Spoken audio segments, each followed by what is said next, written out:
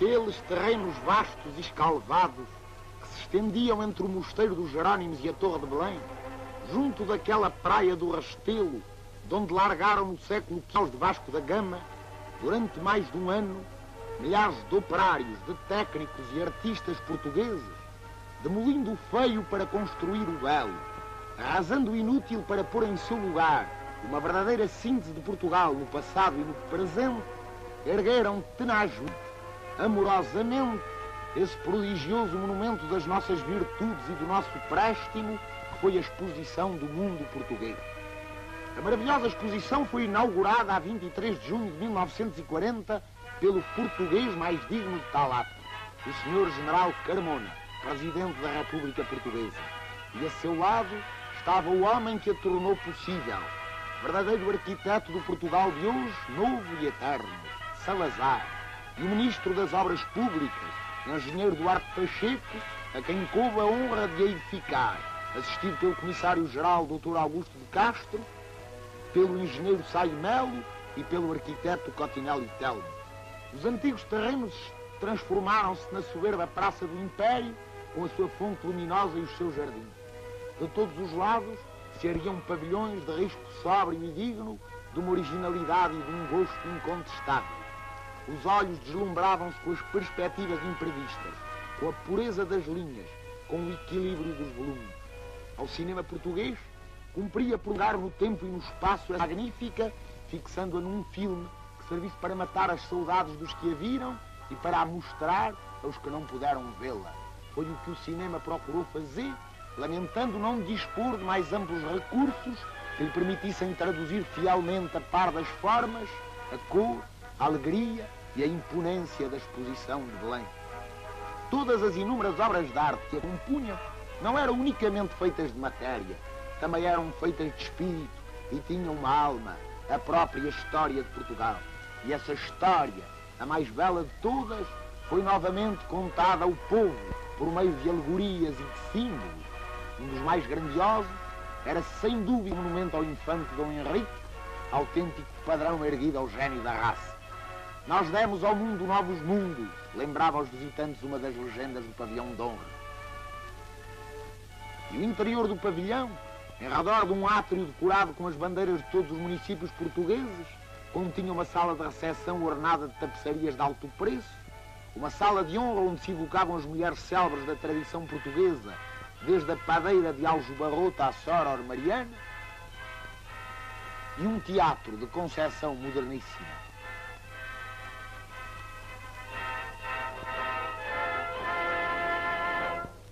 Ao lado do pavilhão de honra e fazendo corpo com ele, para melhor honrar e destacar a capital do Império, erguia à sua alta torre o pavilhão de Lisboa.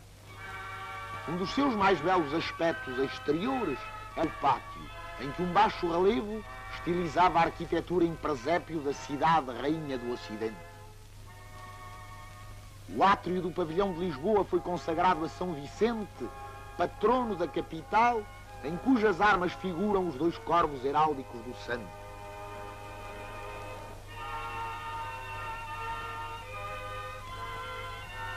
Ali estava a grade que durante 4 séculos serviu de porta a uma das capelas da Sé. Um cofre guardava o foral de Lisboa, otorgado em 1179 por Dom Afonso Henriques. 2 trípticos evocavam o cerco e a tomada de Lisboa aos moiros, e o pintor, a exemplo dos antigos, emprestou às figuras as feições de alguns distintos uliciponenses. A evolução do aspecto da cidade podia seguir-se através de gravuras, painéis de azulejo e de modelos reduzidos cheios de verdade.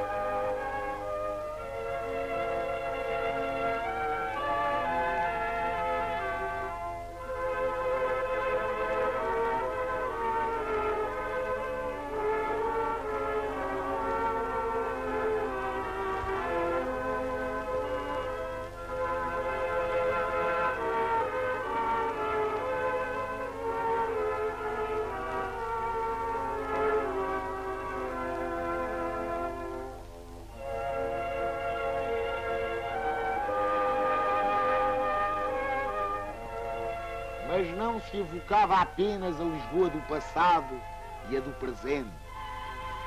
Visionava-se a Lisboa do futuro, através do plano de urbanização elaborado pela Câmara Municipal.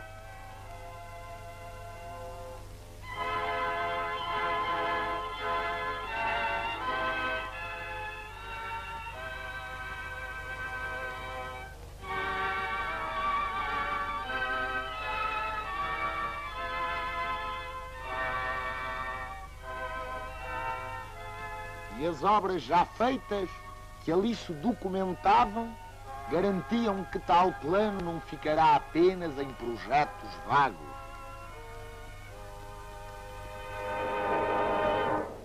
Somos pátria e nação há 8 séculos, rezava outra legenda.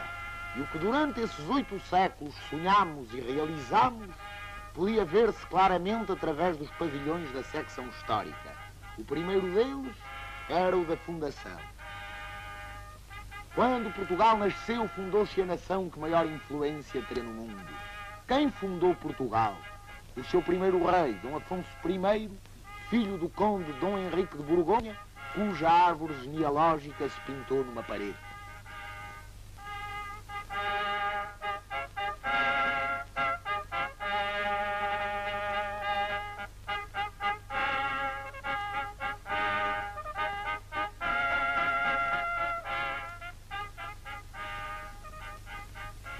Um busto que se supõe do século XII.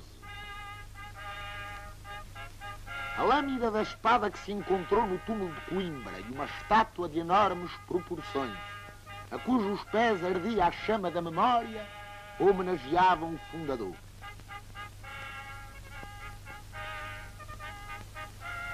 Na galeria, as estátuas de 2 grandes auxiliares de Dom Afonso Henriques, do Aldim Paz e o arcebispo de Braga, Dom João Peculiar. Uma ponte monumental conduzia à sala dos documentos, onde se expunham a bula do Papa Alexandre III, em que a Santa Sé reconheceu o fundador como soberano, e a carta em que pela primeira vez Dom Afonso Henriques usou o título de Rei de Portugal, como se lê nas palavras que se reproduziam em ponto grande.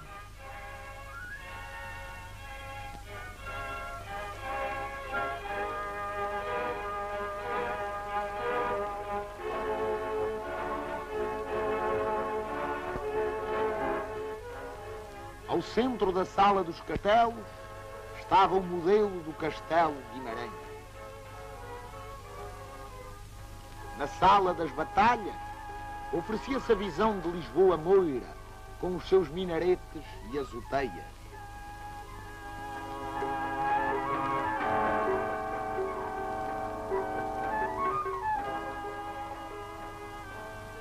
Evocava-se São Tiago, inimigo de Mafoma, e exaltava-se um dos mais altos feitos da tomada de Lisboa, a morte de Martim Muniz na porta do Castelo de São Jorge. As ordens militares serviam de introito ao pavilhão da formação e conquista. De fronte da Domus Municipalis de Bragança, o mais antigo dos nossos municípios, um mapa luminoso mostrava as fases da formação de Portugal. Outra sala era dedicada aos descendentes de Dom Afonso I, povoaram o território e acabaram de divulgar o pensamento e a língua portuguesa, foi El Rei Dom Domingos. Ai flores do verde pinho, cantava o rei trovador. E fundou a Universidade de Lisboa, uma das mais antigas da Europa, em 1290. E deu o primeiro impulso sério à agricultura do reino, pelo que mereceu o cognome de Rei Lavrador. E à marinha, plantando o pinhal de Leiria, foi, como diz o poeta, o semeador de naus a haver. Sua mulher foi a Rainha Santa Isabel, cujo túmulo em Santa Clara de Coimbra ali se reproduziu. E um baixo relevo evocava os milagres da sua caridade. Rainha Santa de um país cristão, porque Portugal foi sempre cristão. A Batalha de Alado lembrava-se na sala dos últimos reis da dinastia de Borgonha, Dom Afonso IV, Dom Pedro e Dom Fernando, bem como a aliança luso-britânica de 1353.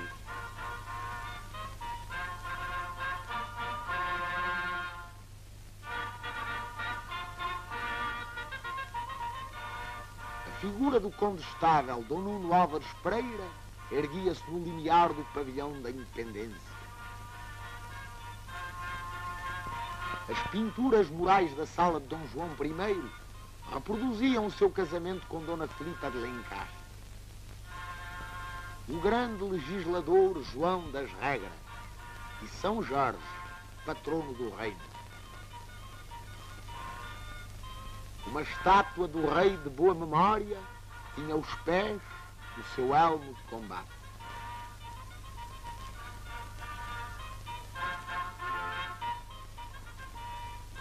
E sob um renque de bandeiras de avis e do condestável, entrava-se na rotunda evocativa de Aljubarrota, a batalha em que se consolidou a independência de Portugal.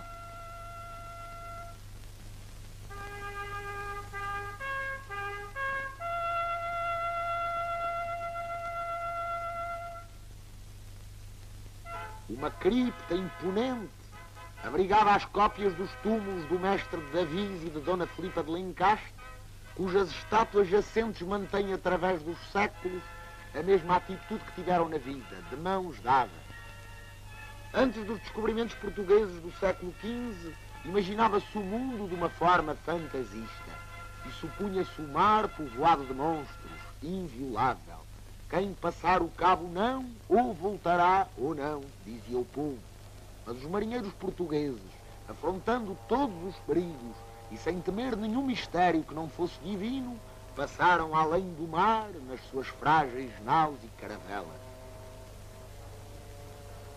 À ínclita geração de altos infantes, filhos de Dom João I, coube o descobrimento das terras ignoradas. E foram desvendando novas ilhas e novos continentes, guiados pelos astros e com o favor dos astros. Evocava-se no pavilhão dos descobrimentos a escola de Sagres, os diversos tipos de navios usados naquelas antigas e aventurosas viagens, os nomes e os retratos dos descobridores.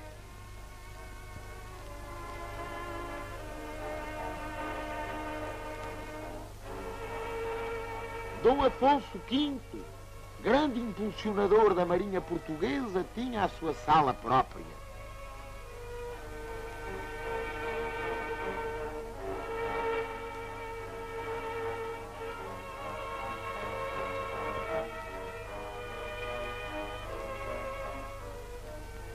E havia a sala de Dom João II, o príncipe prefeito, em cujo reinado se celebrou o Tratado de Tordesilhas.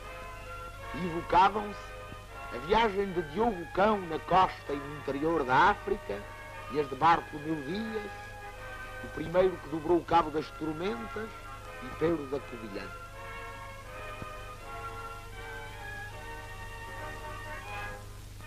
A sala de Dom Manuel, além de um grupo alegórico tendo por figura central o rei venturoso, continha dois painéis. Lisboa, o grande entreposto do comércio mundial no século XVI,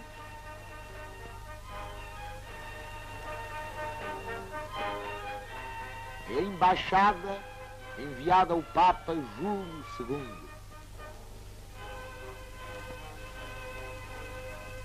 Homenageavam-se também os cartógrafos, cronistas e cientistas do tempo, reproduzindo as suas mais belas rosas dos ventos e os frontispícios das suas crónicas e livros de marinharia.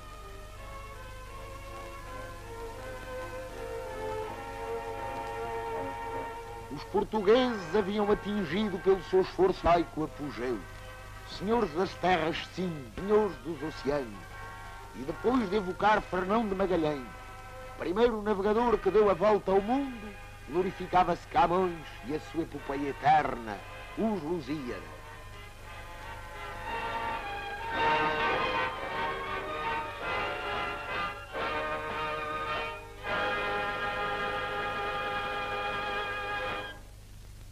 À morte de Camões sucederam 60 anos de luto e cativeiro.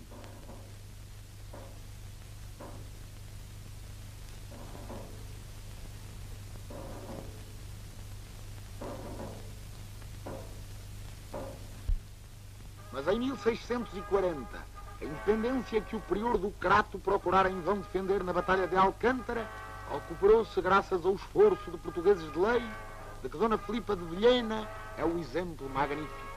Os conjurados de 1640 triunfaram em toda a linha, do norte ao sul de Portugal, e proclamaram rei o Duque de Bragança.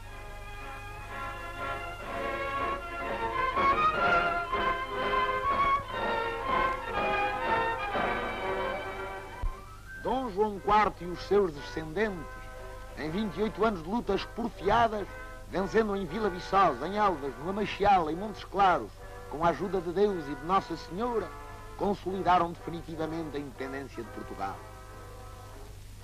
Mas século e meio depois, nova ameaça pesaria sobre nós, as invasões francesas, e novamente o invasor era derrotado e expulso nas linhas de Torres Vedras. Os tambores funéreos para vitoriosamente, alegremente à carga.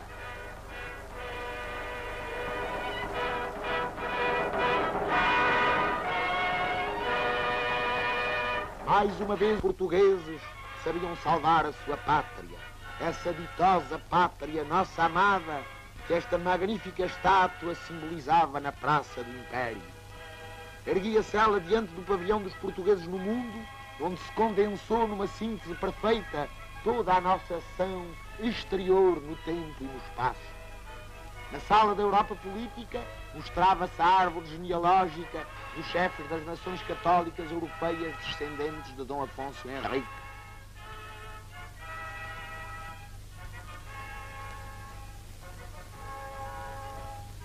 E os retratos das princesas portuguesas que foram rainhas no estrangeiro. Santo António, o grande taumaturgo português, pregando num púlpito, abria a sala da Europa religiosa, onde estavam os retratos do Papa português João XXI e dos santos portugueses.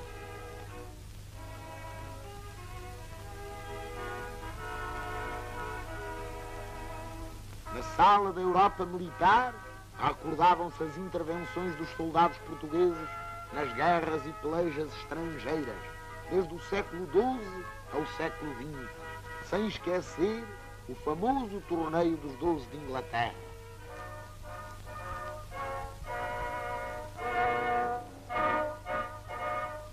Até à Grande Guerra e à Guerra de Espanha. A cultura portuguesa que teve repercussão internacional, os domínios da anatomia, do ensino, da poesia, da música, da pintura, etc., era evocada noutra sala. A sala de Marrocos continha grandes ampliações do ceitil, primeira moeda europeia usada no tráfico com os naturais, uma estátua de Dom Pedro de Menezes, primeiro governador de Ceuta, a tomada de Arzila segundo as tapeçarias de Pastrana e uma visão panorâmica das fortalezas que os portugueses estabeleceram no norte de África.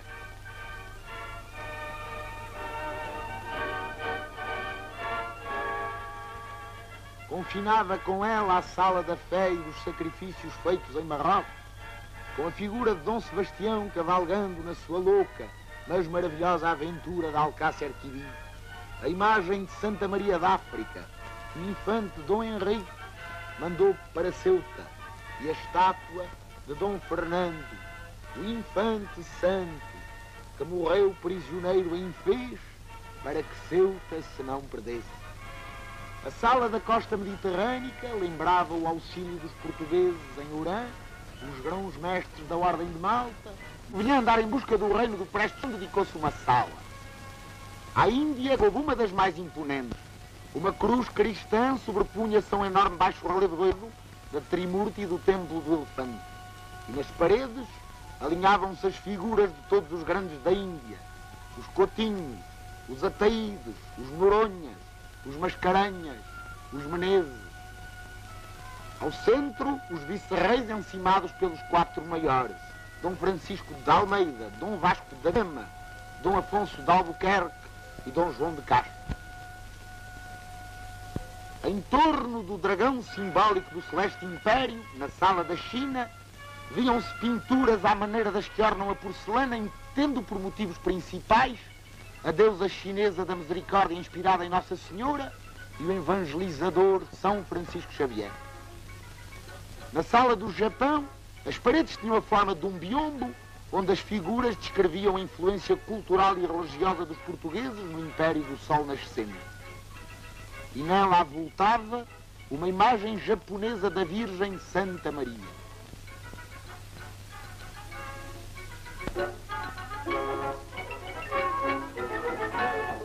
Também destacou a interpretação da atividade portuguesa nas ilhas da Oceania.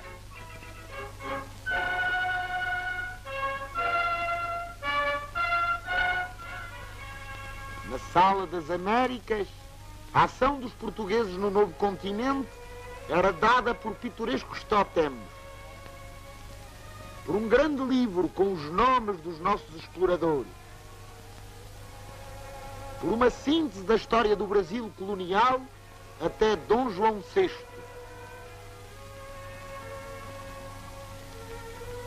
E por dois painéis, representando um as expedições, outro a aventura de Aleixo Garcia no Peru em busca do Eldorado. Um quadro evocava uma batalha entre portugueses e holandeses durante as lutas do século XVIII. Uma rotunda foi consagrada aos deuses de Camões, cujos favores a Portugal o poeta cantou simbolicamente nos Lusíadas. Minerva, deusa da sabedoria. Marte, deus da guerra. Neptuno, deus dos mares. Vênus, deusa da formosura e do amor. Vulcano, deus do fogo. Mercúrio, deus do comércio. A passarela do padre Bartolomeu de Gusmão, o primeiro que tentou navegar pelo espaço, emparelhava com o gráfico das grandes viagens aéreas portuguesas. A mais célebre de todas, a de Gago Coutinho e Sacadura Cabral, que em 1922 atravessaram pela primeira vez o Atlântico Sul, rememorava-se com a presença do avião Santa Cruz em que voaram. Nas salas do Brasil colonial, resumia-se graficamente a origem e formação portuguesa dos Estados Unidos do Brasil, o único Estado estrangeiro convidado a participar na exposição do mundo português. O seu pavilhão, muito bem concebido e executado, abria com os bustos dos chefes, o Dr. Getúlio Vargas, Presidente da República Brasileira, e o General Carmona, Presidente da República Portuguesa. Evocavam-se os três grandes precursores brasileiros da aviação, Bartolomeu de Gusmão, Santos Dumont, Augusto Severo. Documentavam-se as instituições nacionais da saúde pública e da assistência, o Instituto de Medicina Experimental e o Departamento Nacional da Criança. E celebrava-se o esforço da imprensa brasileira, desde os fundadores até o desenvolvimento atual, com os seus 236 diários, 1.100 periódicos, 700 revistas. A secção do Departamento Nacional do Café distinguia-se pela maneira impecável como era distribuído e servido o seu saborosíssimo produto. E organizou-se uma bela exposição de arte brasileira contemporânea.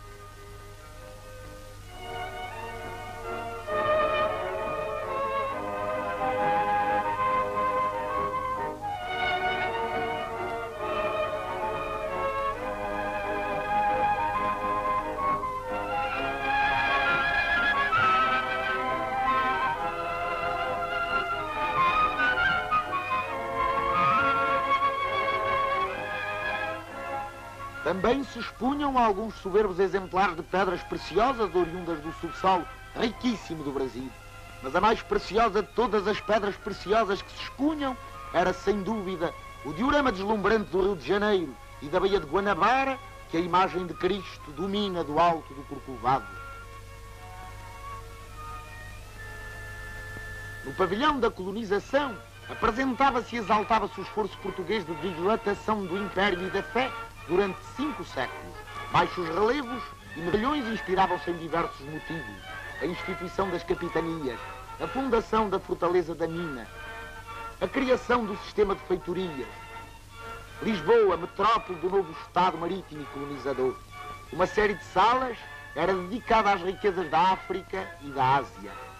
Um biombo lindíssimo, inspirado na expansão portuguesa no Oriente e no Extremo Oriente, era a peça central de uma das salas.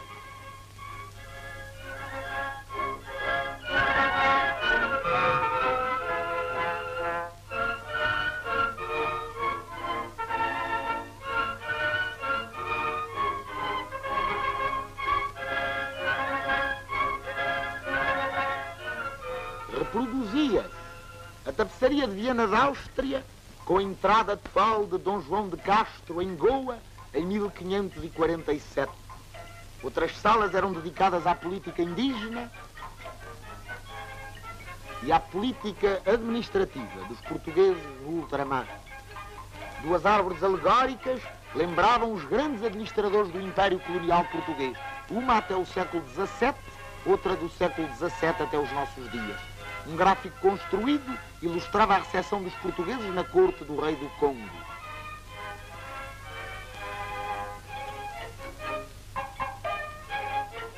Outro, o famoso episódio do Moata Kazembo.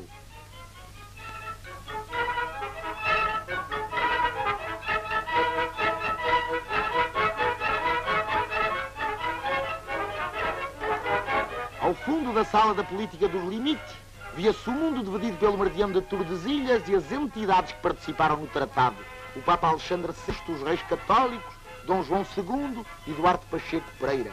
Evocavam-se as lutas militares, as guerras angolanas do século XVII, o combate de Chaimite e os demais combates da ocupação no século XIX. O panorama atual da ação colonial portuguesa era dado por gráficos mostrando a construção de estradas e feitorias, o ensino, as missões, os serviços sanitários, os transportes terrestres, marítimos e aéreos, as vias de comunicação e transmissão, tudo o que tem alcançado o prodigioso incremento depois do Estado Novo.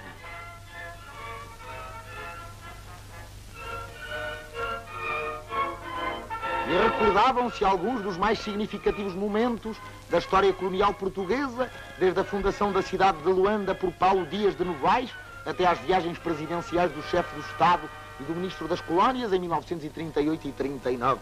3 vitrais, ação missionária, Ordem de Cristo. Ao serviço de Deus, figuravam no transepto da Capela da Fé. Ao centro da nave, venerava-se o beato João de Brito, agora canonizado pelo Papa Pio XII. E a mesma fé, e a mesma cruz que guiou os portugueses de 400, conserva-se lídima em todo o território onde flutua a bandeira portuguesa, como bem o mostrava a Igreja das Missões, erguida no centro colonial da exposição, e onde todos os dias os indígenas vindos propositadamente dos 4 cantos do Império ouviam missa. A piedosa obra das missões era salientada em 2 dioramas: venham a nós os pequeninos e as irmãs de toda a gente. E irmãs de caridade continuavam ao vivo a sua ação humaníssima, ensinando os negros do centro colonial que os visitantes podiam ver, vivendo a sua vida cotidiana, no ambiente e nas habitações apropriadas. Fulas e mandinhos da Guiné tocavam, trabalhavam, escreviam em árabe,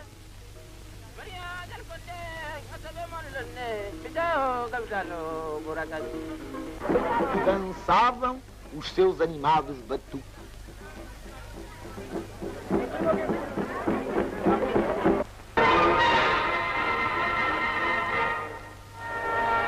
Vemos uma família de Timor descendo da sua habitação lacustre.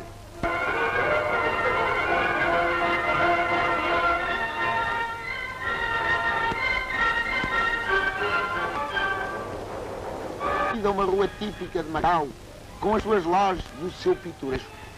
E os visitantes podiam ouvir uma cantora macaísta, autêntico tipo de beleza exótica, e ver como se esculpem arcas de cânfora, e apreciar outros exemplares da arte sino-portuguesa, oriundos da Península de Macau, a nossa colónia do Extremo Oriente.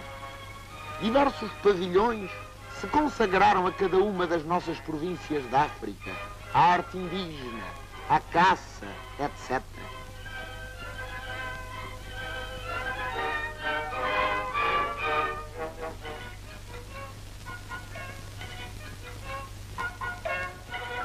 Podiam desfrutar-se aspectos da Índia, e todo um palácio se transformou em museu das matérias-primas produzidas pelas nossas vastas colónias ultramarinas. Uma esfera armilar, envolta pelo zodíaco, mostrava pela diferença das horas nos diversos lugares que o sol está sempre a iluminar um cantinho português. E o monumento celebrava os 5 séculos de colonização portuguesa em 8 séculos de história. De noite, a exposição iluminada oferecia aspectos surpreendentes.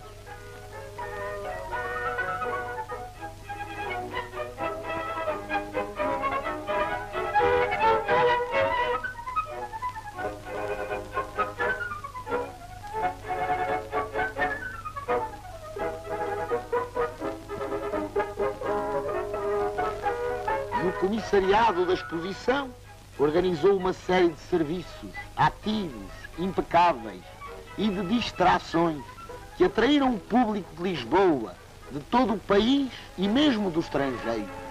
Enquanto o resto da Europa se debatia numa guerra incruenta, a festa jubilar de Portugal oferecia a todo o mundo o exemplo da nossa disciplina e da paz que soubemos merecer.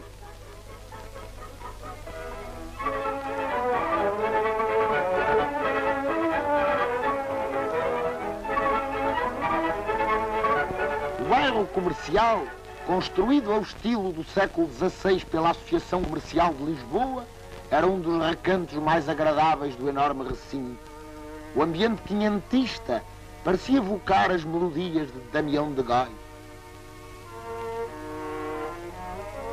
E os arruamentos tinham nomes saborosos: o Beco das Três Pernas e o Largo de Ver e Crer, como São Tomé.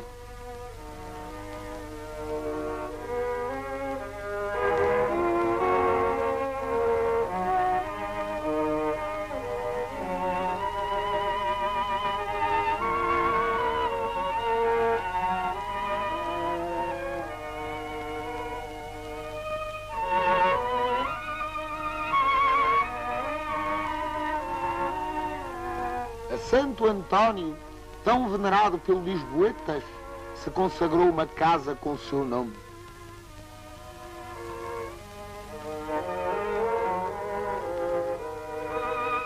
Aquele português que usou no século o nome de Fernando Muniz de Bulhões, que foi doutor de Coimbra e marinheiro, era evocado ali através dos seus milagres, da sua iconografia e das suas relíquias.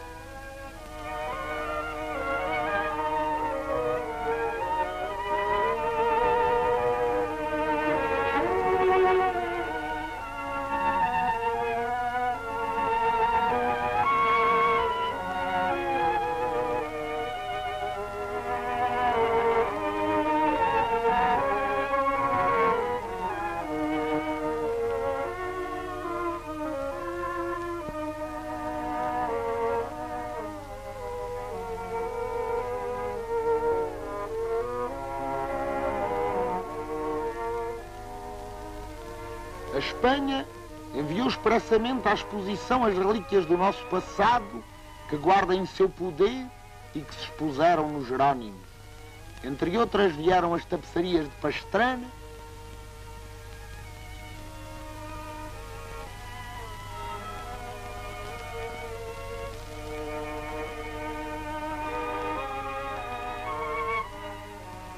a estátua de bronze da Imperatriz Isabel de Portugal, mulher de Carlos V,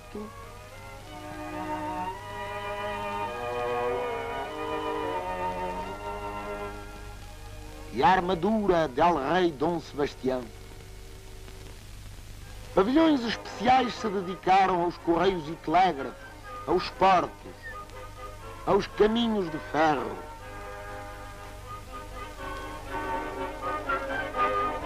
E chegamos ao centro regional, a grande revelação de Belém, pois veio demonstrar que o povo português, a gente humilde das aldeias, conserva um potencial artístico notável, inspirado nas mais puras fontes da tradição. A arquitetura exterior, mantendo as linhas tradicionais, apresentava soluções renovadoras. O plano e organização do centro regional devem-se a António Ferro, diretor do Secretariado da Propaganda Nacional.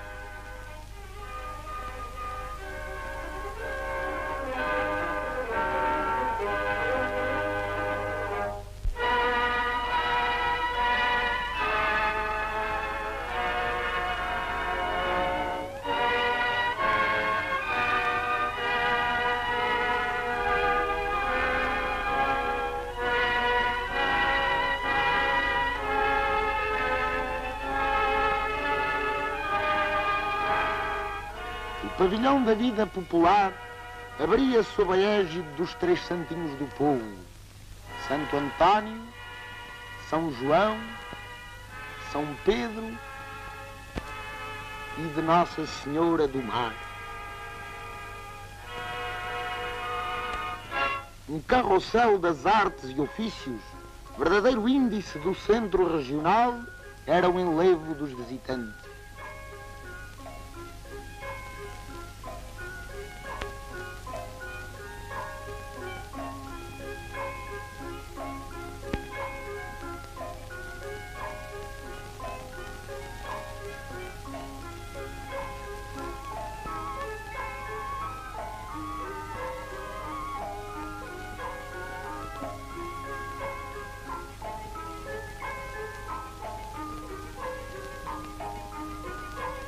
E nas paredes da sala do prólogo inscreveram-se as mais delicadas quadras populares interpretadas pelo desenho. Alentejo não tem sombra senão a que vem do céu. Abrigue-se aqui, menina, debaixo do meu chapéu. Se aonde se mata um homem por uma cruz é preceito, tu deves trazer, Maria, um cemitério no peito. E podia ver-se o trabalho paciente e dado dos artistas da filigrana, processo originalíssimo de fabricar as joias mais portuguesas.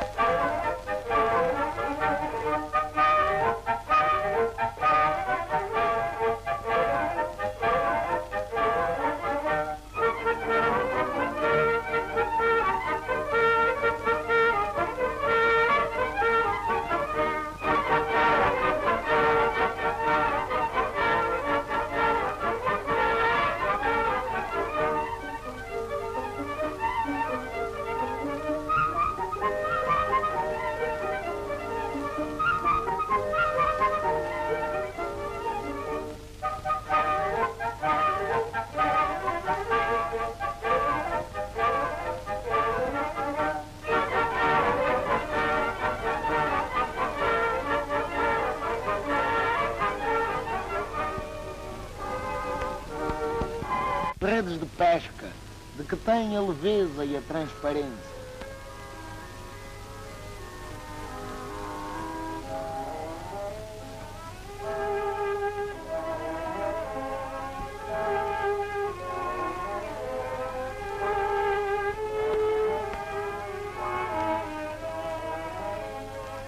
No pavilhão da terra e do mar, mostravam-se os modelos dos barcos que se utilizam na nossa costa, desde o Minho ao Algarve, embarcações à vela de linhas graciosíssimas.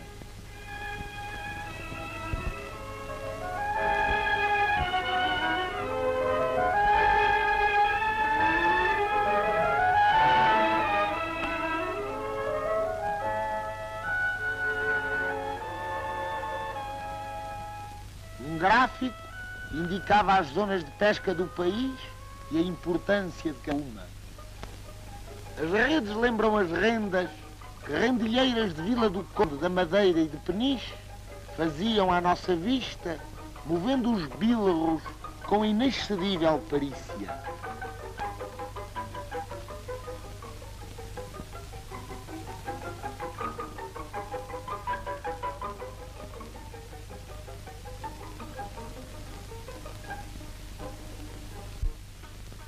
Quem não tem que fazer, faz colheres.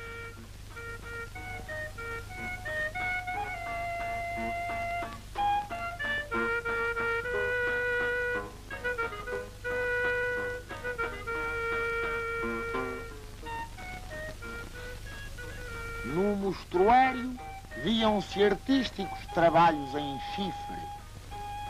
E havia a sala da religião, com as promessas, os andouros, os dentinhos, as imagens votivas que o povo oferece às senhoras da sua devoção.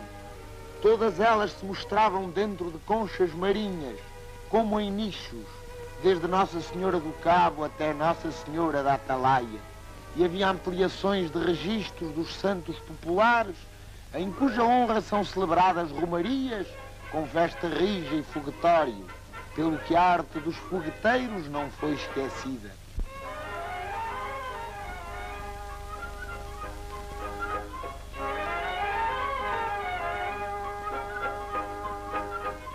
O pavilhão das artes e indústrias abria com um friso de candeias, lanternas, círios e outros objetos de iluminar para uso profano e religioso.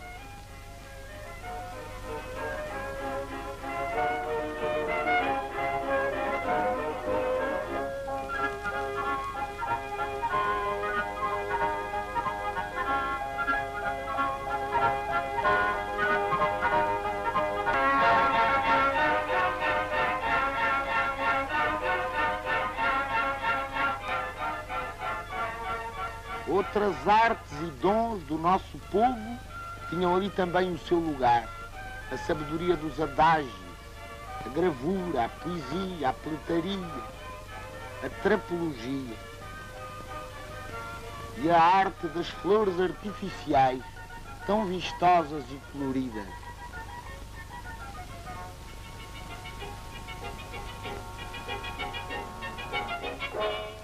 E a arte das cereeiras, fazem velas com ornatos em relevo e as pintam por suas mãos.